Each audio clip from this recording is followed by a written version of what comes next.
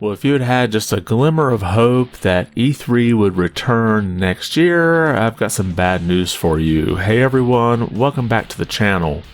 And it looks like we've finally seen the end of E3. We have the headline here from Washington Post: E3, once gaming's biggest expo, is officially dead.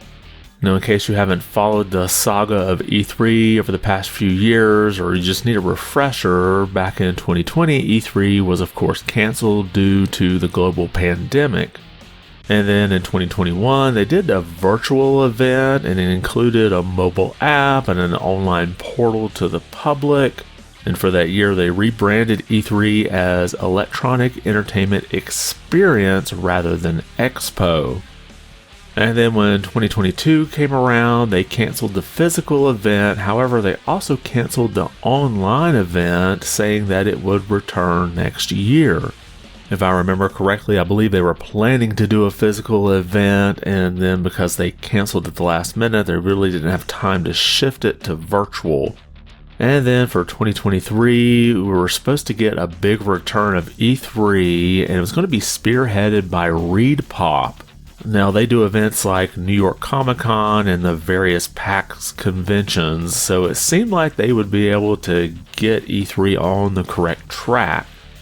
However, on March 30th of this year, E3 2023 was officially canceled by the ESA, and they cited a change in the game development timeline since the pandemic, and that basically companies would not be able to get ready for the E3 event. And when E3 got canceled this year, many believe that was pretty much the end of the event. And since then, we'd had various statements that E3 had not been canceled for 2024, and back in September, we had word that ReedPop and the ESA had parted ways. And in addition to that, it would also not be at the Los Angeles Convention Center. So now we turn to 2024, and we'll take a look at the official announcement from the E3X account. After more than 2 decades of E3, each one bigger than the last, it's time to say goodbye. Thanks for the memories. And then we have the official statement from the president and CEO of the ESA, Stanley Pierre-Louis. After more than 2 decades of hosting an event that has served as a central showcase for the US and global video game industry, the Entertainment Software Association has decided to bring E3 to a close. And I must say, I'm not really surprised by this. What E3 provided back in the day really isn't needed much anymore. Most companies can do their own online presentation and be just as successful. We have definitely seen that since 2020. However, I will miss that excitement and anticipation for the week of E3. We definitely had a lot of memorable moments with E3. One of my favorites was the announcement of Shenmue 3 back in 2015. Now, I know some people were disappointed with the release of Shenmue 3, but I still enjoyed it quite a bit and have replayed it several times since then.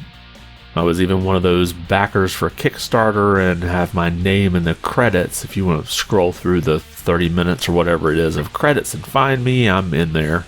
And then another big announcement, we had Twilight Princess back in 2004.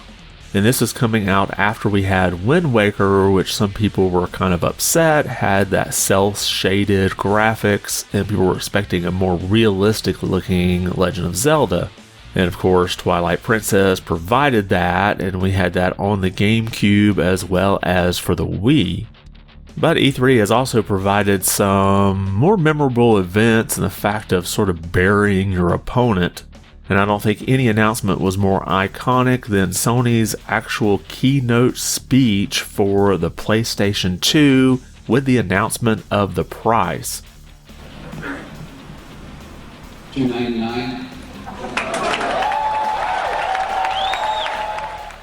So I'm definitely going to miss E3 now that it has officially come to an end. And let me know if you have any memories of E3 that really stand out, that you still look back on fondly. Make sure to drop a comment below and let me know. And if you liked the video, be sure to give it a thumbs up. And if you haven't subscribed yet, consider doing so. It really does help the channel out quite a bit. I want to thank you for watching and be good.